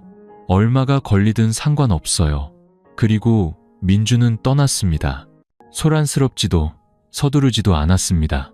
그저 사랑하는 사람이 앞으로 나아갈 용기를 얻을 수 있도록 한 걸음 물러선 것이었습니다. 민준이 서울의 작은 집을 떠난 지 거의 3개월이 흘렀습니다. 그는 수도권 외곽의 한 소도시에 임시로 거처를 옮겨 작은 전자제품 가게에서 스피커 수리 일을 하며 지냈습니다. 삶은 단조로웠고 아무도 그가 누구인지, 장모와 금지된 사랑에 빠졌던 과거가 있는지 알지 못했습니다. 저녁에 한가할 때면 그는 근처 강가에 나가 홀로 앉아 유유히 흐르는 강물을 바라보곤 했습니다. 때로는 낡은 수첩을 가져가 자신에게 몇 줄의 글을 쓰기도 했죠. 모든 문장은 어머니라는 단어로 시작했지만 결코 끝나지 않았습니다. 한편 서울에서는 박 여사가 조용히 살아가고 있었습니다. 민준이 떠난 후 그녀는 더 이상 툇마루에 앉아있지 않았습니다. 집문은 늘 닫혀 있었고 시장은 아는 사람에게 부탁해서 봤습니다. 이웃들의 말은 줄었지만 동정 어린 시선은 여전히 남아있었고 그녀는 그 모든 눈빛을 똑똑히 알고 있었습니다. 매일 밤 그녀는 서연을 위해 향을 피웠습니다. 눈을 감으면 머릿속에는 민준이 이불을 개고 아침을 차리고 매일 밤 자신의 머리를 말려주던 모습이 떠올랐습니다. 사위, 남자, 연인, 과부로 살아온 평생 동안 유일하게 자신의 마음을 흔들었던 단 한 사람이었습니다. 그러던 어느 날 운명이 문을 두드렸습니다. 구 문화원에서 노인들을 위한 문화교류 행사를 열었습니다. 박 여사는 과거에 통장을 했던 인연으로 부녀회와 함께 초대를 받았습니다. 처음에는 거절하려 했지만 오랫동안 집 밖으로 나가지 않았다는 생각에 고개를 끄덕였습니다. 한편 민주는 그날 그가 일하는 가게가 행사의 음향 지원을 맡게 되어 현장에 나가 있었습니다. 그는 별 관심 없이 평소와 같은 일이라고만 생각했죠. 하지만 무대 마이크를 조정하던 중 등 뒤에서 익숙한 목소리가 들려왔습니다. 어르신들, 안녕하세요. 민준이 돌아보았습니다. 박 여사였습니다. 여전히 옅은 보라색 비단 저고리에 머리는 단정하게 묶고 작은 손가방을 들고 있었습니다. 하지만 얼굴은 더 야위고 창백해 보였고 그를 마주친 눈빛은 금세 촉촉해졌습니다. 그들은 사람들 사이에서 말없이 서 있었습니다. 아무도 서로의 이름을 부르지 않았고 다가가지도 않았습니다. 그저 무의식적으로 서로를 찾은 시선이 우연히 제외한 낯선 사람처럼 그 자리에 멈춰 섰습니다. 일행 중 한 명이 박 여사의 어깨를 두드리며 물었습니다. 박 여사님, 저 기술자분이랑 아는 사이세요? 박 여사는 화들짝 놀라며 감정을 숨기려 애썼습니다. 아, 그냥 예전에 알던 사람이요. 그날 밤 행사가 끝난 후 민주는 바로 돌아가지 않았습니다. 그는 버스 정류장으로 이어지는 작은 길 끝에서 박 여사를 기다렸습니다. 부드러운 바람이 불고 가로등은 희미한 노란빛을 띠고 있었습니다. 그녀가 다가와 그의 앞에 멈춰섰습니다. 몇 초간 아무 말도 없었습니다. 이윽고 민준이 작게 물었습니다. 건강은 괜찮으세요? 그녀는 입술을 깨물며 고개를 끄덕였습니다. 자네는? 살아는 있는데 사는 것 같지가 않아요. 침묵. 바람이 나뭇가지를 스치는 소리가 들렸습니다. 이윽고 그녀가 한숨처럼 작은 목소리로 말했습니다. 오늘 자네가 여기 없었다면 아마 나는 이제 그만 잊어야겠다고 생각했을 거야. 민주는 눈물이 고인 채 그녀를 바라보았습니다. 저는 기다렸고 지금도 기다리고 있어요. 박 여사는 고개를 돌려 뺨에 흐르는 눈물을 재빨리 닦아냈습니다. 나도 그래. 하루도 잊은 적이 없어. 하지만 여전히 다가갈 용기가 없네. 이번에는 정말 돌이킬 수 없을까 봐 두려워. 민준이 한 걸음 다가섰습니다. 그녀에게 닿지는 않은 채 그저 말했습니다. 이미 엄마와 아들로 돌아갈 수 없다면 단 한 번이라도 평범한 두 사람처럼 살아보는 건 어때요? 그 말에 그녀는 오랫동안 멈춰서 있었습니다. 이윽고 그녀는 마치 자신에게 말하듯 작게 속삭였습니다. 오늘 밤 더 생각해 볼게. 민준이 고개를 끄덕였습니다. 강요하지 않을게요. 하지만 기다릴게요. 그리고 그들은 각자 다른 방향으로 걸어갔지만 마음속에서는 더 이상 서로 멀리 있지 않았습니다. 운명이 가장 필요한 순간에 그들을 다시 만나게 해주었기 때문입니다. 그날 밤 문화행사에서 돌아온 후 박 여사는 불도 켜지 않고 밥도 짓지 않았습니다. 그녀는 창가 낡은 나무 의자에 조용히 앉아 있었습니다. 달빛이 비쳐들어와 벽에 걸린 서연의 사진을 희미하게 볼 수 있었죠. 그 사진을 그녀는 매일 닦았지만 오늘 밤에는 차마 가까이 다가가지 못했습니다. 그녀는 여전히 떨고 있었습니다. 초겨울의 추위 때문이 아니라 오후의 만남이 그동안 억눌러왔던 모든 감정을 터뜨렸기 때문입니다. 민준의 목소리가 귓가에 계속 맴돌았습니다. 이미 엄마와 아들로 돌아갈 수 없다면 단 한 번이라도 평범한 두 사람처럼 살아보는 건 어때요? 평범한 사람. 그 단어가 머릿속에서 계속 맴돌았습니다. 평범한 사람은 사랑하고 손을 잡고 자신의 감정에 솔직하게 살아갈 수 있습니다. 그런데 자신은 어떨까요? 25의 남편을 잃고 평생을 딸을 위해 살았습니다.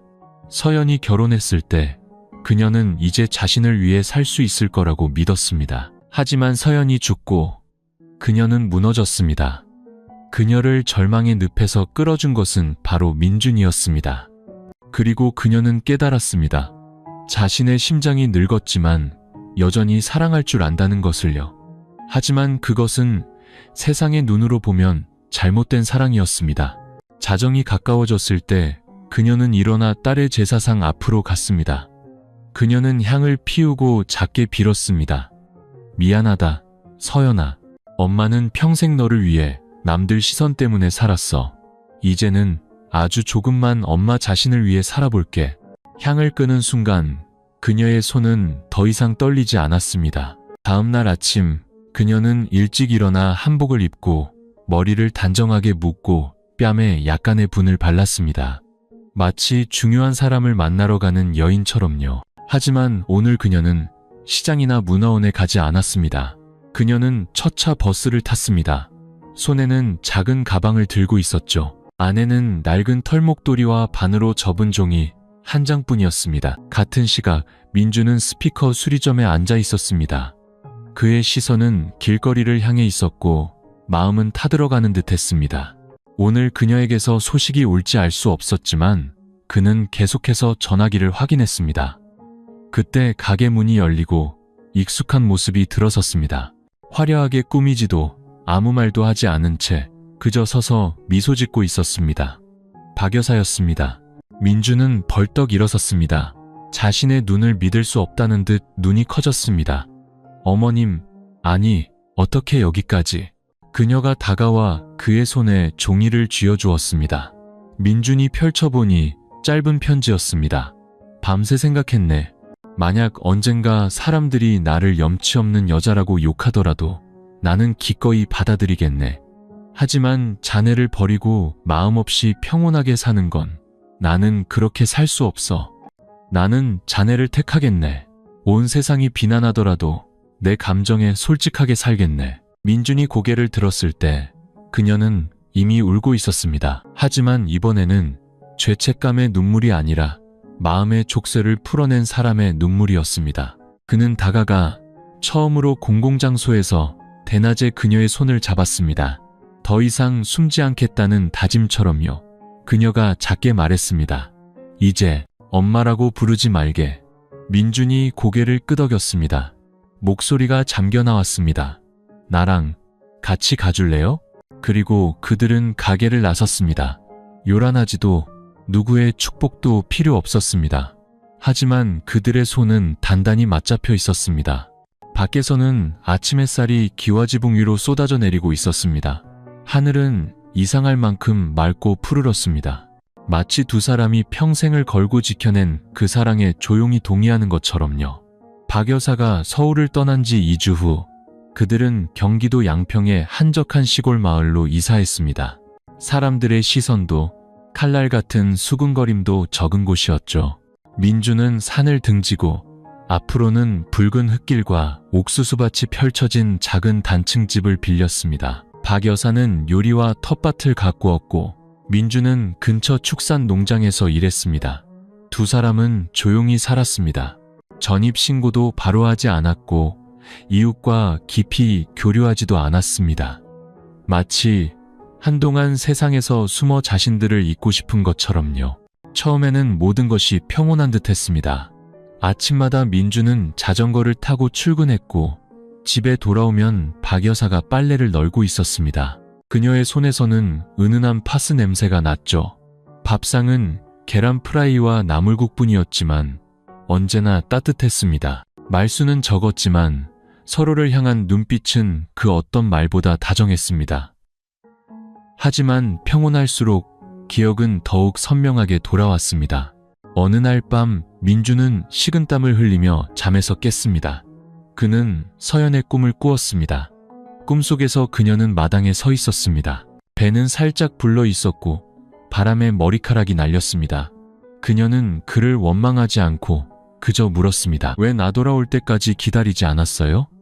그는 꿈에서 깨어나 얼굴을 감싸쥐고 울음을 터뜨렸습니다. 서울을 떠난 후 처음으로 그는 죄책감이 사라진 것이 아니라 억지로 덮어두고 살았을 뿐이라는 것을 느꼈습니다. 다음날 아침 그는 툇마루에 조용히 앉아 서연의 낡은 사진을 손에 들고 있었습니다. 한때 지갑에 넣어 다녔던 사진은 모서리가 달아 있었습니다. 박 여사가 그의 옆에 앉아 차를 따르며 허공을 바라보았습니다. 어젯밤 나도 그 아이 꿈을 꿨네. 민준이 고개를 돌렸습니다. 아무 말도 하지 않고 그저 바라보기만 하더군. 내가 혹시 그 아이의 무언가를 빼앗은 건 아닌지 그런 생각이 들었어. 민준이 그녀의 손을 잡았습니다. 우리 중 누구도 이렇게 되길 원하지 않았잖아요. 그렇죠? 우리는 모든 것을 잃었어요. 그저 혼자 남았을 때 살아남기 위한 방법으로 서로를 사랑하기로 선택했을 뿐이에요. 박 여사는 고개를 끄덕였지만 눈빛은 여전히 먼 곳을 향해 있었습니다. 그날부터 그들은 매주 일요일 아침절에 가기 시작했습니다. 복을 빌거나 부자가 되게 해달라고 빌지 않았습니다. 그저 마음의 평안을 빌었습니다.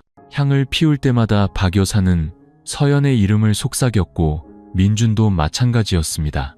그들은 더 이상 엄마, 아들이라고 부르지 않았고 부부라고 칭한 적도 없었습니다. 그저 서로의 이름을 부르며 수많은 편견을 겪은 후 사랑이라는 단어를 시험하며 살아가는 평범한 사람들처럼 지냈습니다. 어느 날 오후 나무에 물을 주던 박 여사가 문득 말했습니다. 민준 씨, 만약 내가 먼저 가게 되면 너무 슬퍼하지 말아요. 나는 충분히 살았고 당신과 살면서 비로소 내가 존재했다는 걸 알았으니까. 민준은 눈시울이 뜨거워진 채 그녀를 바라보았습니다. 그는 그녀의 어깨에 손을 얹고 부드럽게 말했습니다. 그런 말 하지 마세요. 나는 아직 당신을 사랑하기에 충분한 날들을 살지 못했어요. 처음으로 그녀는 웃음을 터뜨렸습니다. 짊어진 짐도 죄책감도 없는 진정한 웃음이었습니다. 모든 것을 내려놓고 뒤늦게 찾아온 사랑을 삶의 은혜로 받아들인 한 여인의 웃음이었습니다. 3월의 어느 아침 보슬비가 내리고 있었습니다. 박 여사는 툇마루 앞 낡은 나무 탁자를 닦고 있었고 민주는 아침 식사를 준비하기 위해 채소를 다듬고 있었습니다. 아무 말도 없었지만 집안의 공기는 여느 때처럼 평화로웠습니다. 정확히 9시 대문 앞에서 오토바이 소리가 멈췄습니다. 두 사람은 깜짝 놀랐습니다. 이곳은 워낙 한적해서 낯선 사람이 찾아오는 일은 드물었기 때문이죠. 민준이 나가서 문을 열었습니다. 그의 앞에는 서연의 남동생인 현우가 서 있었습니다. 장례식 이후로 오랫동안 연락이 끊겼던 사람이었죠. 현우의 얼굴은 햇볕에 그을려 야위었고 눈빛은 어두웠습니다. 손에는 낡은 배낭을 들고 있었습니다. 왔어요. 두 사람 많이 놀랐겠네요. 민주는 그 자리에 얼어붙었습니다. 박 여사가 소리를 듣고 나왔다가 현우를 보고는 당황했습니다. 현우야, 네가 어떻게? 현우는 인사도 고개도 숙이지 않았습니다. 그는 냉소적으로 웃었습니다. 아들이요. 언제부터 어머니가 제 어머니였죠. 이 집안에서 어머니는 이제 누군데요. 그 말은 박 여사의 뺨을 때리는 것 같았습니다. 현우는 집으로 성큼성큼 들어와 의자에 앉아 모든 구석을 훑어보았습니다. 너무나 익숙한 공간이 이제는 고통스럽고 씁쓸하게 느껴졌습니다.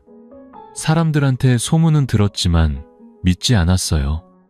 서울에 있던 지인한테 이 주소를 받기 전까지는요. 두 사람이 어떻게 사는지 직접 봐야겠더라고요. 진짜였네요. 민준이 다가가 작은 목소리로 말했습니다.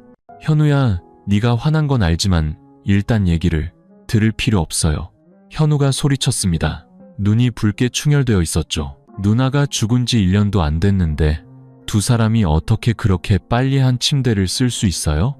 그놈의 사랑이라는 게 죽은 사람 밟고 일어서서 하는 겁니까? 박 여사가 무릎을 꿇었습니다. 목소리가 갈라졌습니다. 내가 잘못했다. 욕하고 싶으면 나를 욕해라. 내가 죄인이다. 현우는 눈을 부릅뜨며 부서지는 목소리로 말했습니다. 어머니 사과는 필요 없어요. 그냥 하나만 물을게요. 그 사람 옆에 누워있을 때 단 한 번이라도 누나 생각한 적 있어요? 꿈에서 누나가 우는 소리 들어본 적 있어요? 웃고 있는 누나 얼굴이 떠오르긴 했어요? 아무도 대답하지 못했습니다. 집안은 숨막히는 슬픔에 잠겼습니다. 이윽고 현우는 작은 가방에서 무언가를 꺼내 테이블 위에 올려놓았습니다. 이거 누나가 죽기 전에 어머니께 쓰던 편지예요. 보내려 했는데 보내지 못했나 봐요. 제가 계속 가지고 있었는데 이제는 뭐 아무 의미 없겠죠. 그는 일어서서 눈물이 고인 채 속삭이듯 말했습니다. 나는 누나를 잃었고 이제 어머니도 잃었네요. 현우는 떠났습니다. 박 여사는 편지를 열었습니다. 누렇게 변한 종이 위 딸의 글씨는 여전히 예전처럼 다정했습니다. 엄마, 만약 언젠가 제가 엄마 곁에 없게 되면 저랑 약속 하나만 해주세요. 혼자 살지 마세요. 추울 때 손잡아주고 밤에 외로울 때 이야기할 수 있는 사람을 꼭 찾으세요. 엄마는 저 때문에 평생을 희생하셨잖아요. 이제 저 때문에 늙어서까지 외롭게 살지 마세요. 그녀는 편지를 내려놓고 엉엉 울음을 터뜨렸습니다. 민준이 그녀 곁에 무릎을 꿇고 그녀를 꼭 안았습니다. 서연이는 어머니를 원망하지 않을 거예요. 어머니가 행복하길 바랐을 거예요.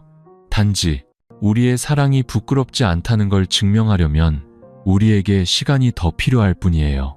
박 여사는 눈물 속에서 고개를 끄덕였습니다. 그녀는 깨달았습니다. 과거는 언제나 그들의 일부로 남겠지만 그들에게는 서로가 남아 있었고 그것이 앞으로 나아갈 유일한 방법이라는 것을요. 현우가 눈물 속에 떠난 지 한 달 후 양평의 작은 집은 다시 조용한 일상으로 돌아왔지만 이번의 고요함은 더 이상 평온함이 아니었습니다. 그것은 매일 밤 박 여사의 마음을 짓누르는 긴 그림자 같았습니다. 문 밖에서 차 소리가 들릴 때마다 그녀는 깜짝 놀랐습니다. 제사상 위 서연의 편지를 볼 때마다 가슴이 저려왔습니다. 그녀는 식사량이 줄었고 자주 홀로 앉아 멍하니 있었습니다. 민주는 그녀가 자기 자신과 싸우고 있다는 것을 알았습니다. 죄책감 때문이 아니라 어릴 때부터 키운 아들이 이제 자신을 배신자로 여기기 때문이었죠. 민주는 말을 아꼈습니다. 그저 곁을 지킬 뿐이었습니다. 오후에는 밥을 짓고 설거지를 하고 마당을 쓸었습니다. 그녀가 고개를 숙일 때마다 그는 옆에 앉아 오랫동안 그녀의 손을 잡아주었습니다. 거창한 말이 필요 없었습니다. 그저 인내심만이 필요했습니다. 진정한 사랑은 맹세가 아니라 서로의 고통 속에 끈질기게 함께 있어주는 것임을 그는 알았기 때문입니다. 그러던 어느 늦은 오후, 그녀가 집 뒤 배추밭에 물을 주고 있을 때 다시 골목 어귀에서 오토바이 소리가 들려왔습니다. 그녀가 고개를 들었고 그 자리에 멈춰섰습니다. 현우였습니다. 더 이상 붉게 충혈된 눈도 분노나 경멸도 없었습니다. 그의 손에는 귤 한 봉지가 들려 있었습니다. 그녀가 서울에 있을 때 좋아하던 바로 그 귤이었죠. 시골장에서 샀어요. 달아요. 엄마, 드셔보세요. 그녀는 믿을 수 없다는 듯 가만히 서 있었습니다. 눈물이 터져 나왔고 입술이 떨렸습니다. 현우야, 네가 엄마를 용서하는 거니? 현우는 귤 봉지를 나무 탁자 위에 올려놓고 머리를 극적이며 작게 한숨을 쉬었습니다. 아직 엄마를 다 이해한 건 아니에요. 하지만 누나 편지를 계속 읽고 또 읽었어요. 그리고 저 자신을 돌아봤죠. 만약 누나가 살아 돌아온다면 제가 계속 증오를 품고 사는 걸 원치 않을 거라는 걸 깨달았어요. 민주는 집안에서 차마 나오지 못하고 조용히 귀를 기울이고 있었습니다. 현우는 집안을 향해 들릴 듯 말 듯 한 목소리로 말했습니다. 민준이 형, 저 형한테 정말 화났었어요. 하지만 이제 알아요. 제가 가장 화났던 건 형이 엄마를 사랑해서가 아니라 제가 너무 많은 걸 잃었는데 아무도 구할 수 없었다는 사실이었어요. 다른 뭘 해야 할지 몰라서 형한테 화풀이했던 거예요. 민준이 밖으로 나와 깊이 고개를 숙였습니다. 미안하다.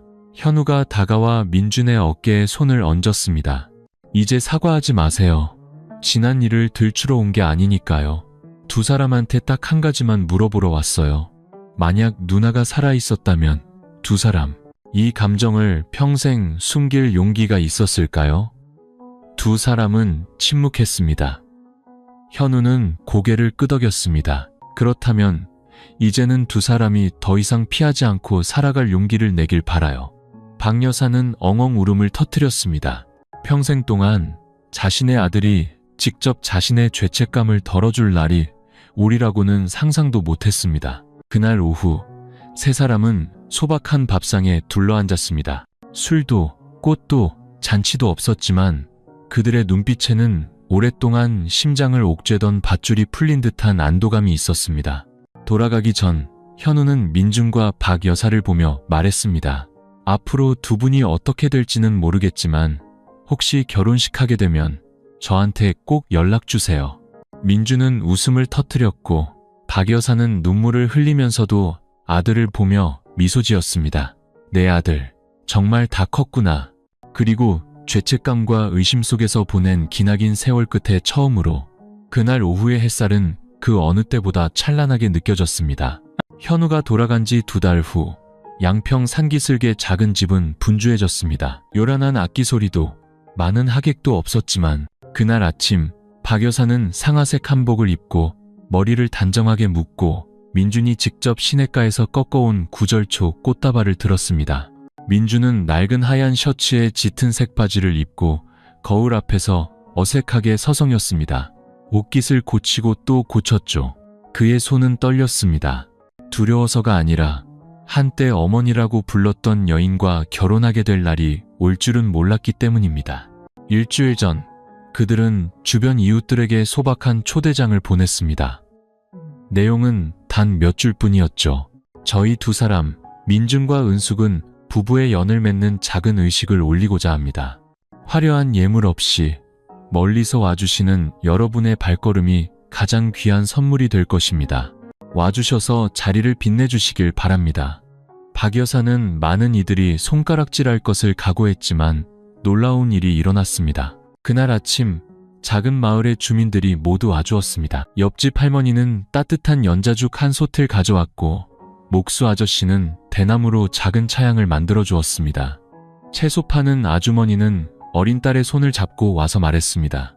과거에 무슨 일이 있었는지는 모르지만 두 사람이 서로 아끼며 착하게 사는 모습 보니 그거면 됐어요. 결혼식은 대나무 차양 아래에서 열렸습니다. 햇살이 나무십 사이로 비쳐내렸죠. 사회자도 무대도 폭죽도 없었습니다. 그저 손으로 쓴 글씨가 적힌 하얀 천이 걸려 있었습니다. 오늘 우리는 마음에 솔직하게 살기 시작합니다. 박 여사가 민준의 손을 꼭 잡고 걸어 나왔습니다. 그 짧은 순간 두 사람은 서로를 바라보았습니다. 그 눈빛에는 씁쓸함, 죄책감, 용서, 그리고 마침내 평온함이 담겨 있었습니다. 민준이 목이 메인 목소리로 말했습니다. 저희가 많은 분들께 이해받기 힘든 관계였다는 것을 압니다. 하지만 사랑이 진실하고 사람이 상처 후에 다시 사랑할 수 있다면 부디 저희가 평범한 두 사람으로 살아가도록 지켜봐 주십시오. 박수는 없었지만 아무도 자리를 뜨지 않았습니다. 그들은 조용히 서서 지켜보았고 많은 이들의 눈에는 더 이상 날카로움 대신 이해심이 깃들어 있었습니다. 식이 끝난 후 박 여사는 민준과 함께 툇마루에 앉아 차를 마시며 작게 말했습니다. 만약 언젠가 내가 먼저 가게 되면 오늘을 기억해줘요. 내가 웨딩드레스 대신 한복을 입어서가 아니라 오늘 비로소 나 자신으로 살았기 때문에. 민준이 그녀의 손을 꽉 잡았습니다. 이제 엄마도 아들도 아니에요. 우리는 서로 사랑하는 두 사람이에요. 그걸로 충분해요.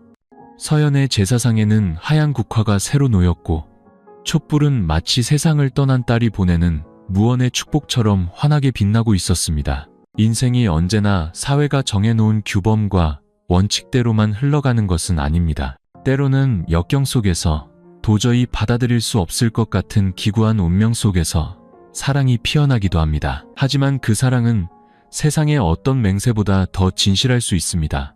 박 여사와 민준, 다른 세대에 속한 두 사람은 세상을 떠난 한 여인으로만 묶여있을 것 같았지만 결국 서로에게서 끝없는 상실 뒤에 찾아온 희귀한 평온을 발견했습니다. 그들은 죄책감 속에서 살았고 도망치려 했으며 서로를 사랑하는 것이 죄라고 생각했습니다. 하지만 시간과 용기는 그들이 세상의 비난 앞에 당당히 서도록 만들었습니다. 다른 사람이 정한 옳고 그름이라는 두 글자 때문에 자신의 진실한 감정을 묻어버리지 않기로 선택한 것입니다. 그들의 이야기는 동화처럼 아름답지 않습니다. 왕자도 젊고 아름다운 공주도 없습니다. 오직 아내를 잃은 젊은 남자와 삶의 모든 희망을 잃었던 늙은 여인만이 있을 뿐입니다. 그들은 완벽하지 않았지만 사랑하기로 선택했고 더 중요한 것은 스스로를 용서할 용기를 냈다는 것입니다. 그리고 그들은 가족에게서 한때는 그들을 원망했지만 결국 상처 후 다시 사랑하는 것이 인간이 할 수 있는 가장 용감한 일임을 깨달은 현우에게서 용서를 받았습니다. 세상 사람들은 수군거리고 비난할 수 있습니다. 하지만 그들이 얼마나 많은 외로운 밤을 보냈는지, 얼마나 많이 무너지고 싶었는지, 얼마나 많이 소리 없이 울었는지는 당사자만이 알 수 있습니다. 그리고 마침내 자신의 삶을 찾았을 때 그들이 바란 것은 매일 함께 따뜻한 밥 한 끼를 먹고 낡은 지붕 너머로 부는 바람 소리를 함께 듣는 것뿐이었습니다. 그것은 더 이상 젊은 날의 낭만적인 사랑이 아니었습니다. 인내와 연민, 아플 때 잡아주는 손길, 마음이 공허할 때 기댈 수 있는 어깨로부터 숙성된 사랑이었습니다. 그들의 이야기는 온 동네를 떠들썩하게 만들었을지 모르지만 결국 무엇이 옳고 그른지를 결정하는 것은 그들의 마음뿐이었습니다. 그리고 그 마음은 늦었더라도 세상의 기준에 틀렸더라도 끝까지 진실한 사랑을 선택했습니다. 때때로 가장 올바른 사랑은 그 형태가 아니라 사람들이 서로를 어떻게 대하는지에 달려 있습니다. 행복이 언제나 적절한 때, 적절한 사람, 적절한 나이에 찾아오는 것은 아닙니다. 하지만 찾아왔을 때 용감하게 붙잡아야 합니다. 용서는 실수를 잊는 것이 아니라 서로에게 살아갈 길을 열어주는 것입니다. 그리고 마지막으로 남들의 비위를 맞추기 위해 살지 마십시오. 자신의 마음이 숨 쉴 공간을 남겨두고 살아가십시오.